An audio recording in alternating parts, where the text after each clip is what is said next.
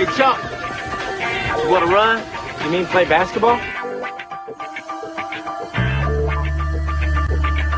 White men can't jump. White Men Can't Jump. One of the most iconic basketball movies of all time. You got Wesley Snipes, Woody Harrelson, and a story packed with hustle, trash talk, and street ball culture. And then in 2023, we got a remake. The homie Jay Harlow, the homie Sin Walls. But the big question is, did it even come close to the original? Or was this just another remake nobody asked for?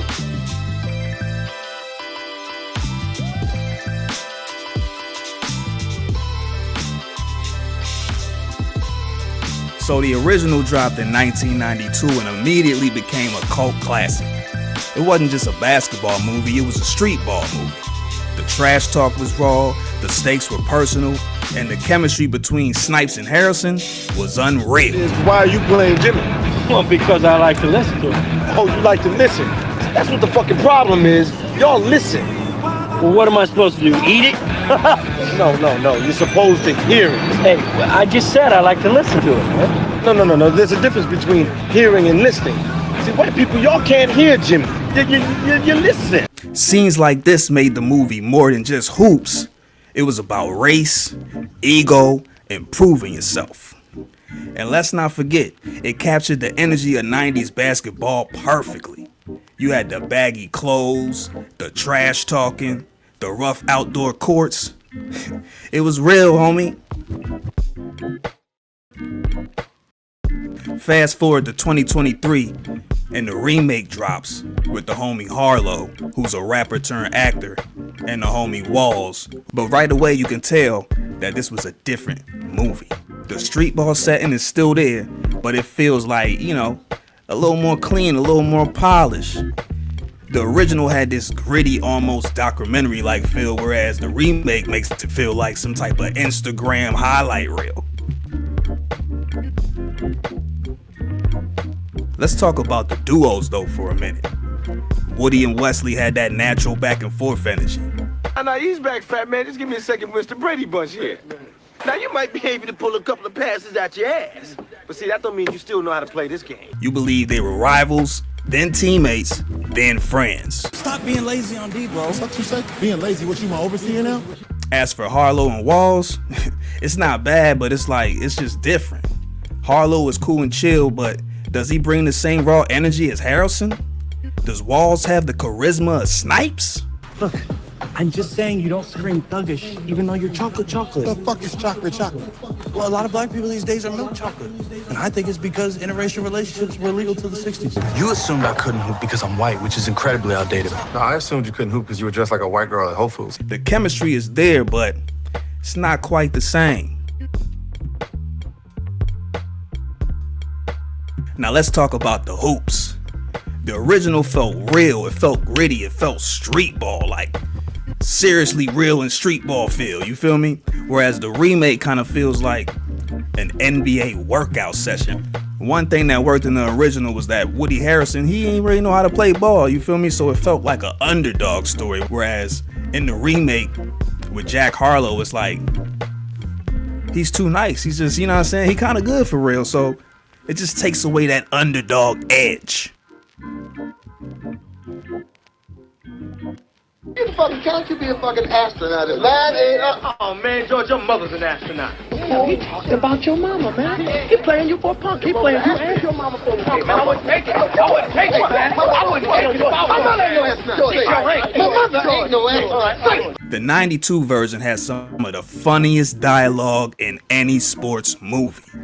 The insults, the trash talk, that ish was real. So I prefer Venmo or Zelle, but you seem like a Cash App guy, so. The remake is a lot more toned down. Fewer risks, fewer edgy jokes. It feels like they try to make it more social media friendly, more, soft for the current modern audience, rather than letting the comedy just happen naturally. Yo, man, I'm getting tired of you moving on my man. Yeah. What it's all about.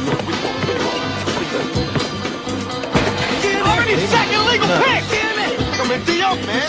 Damn it. Get it, baby. The original had a soundtrack that matched the energy.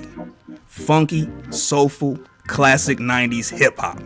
The remake, it's more modern rap, but, you know, do it hit the same? Dog eat dog, street ball.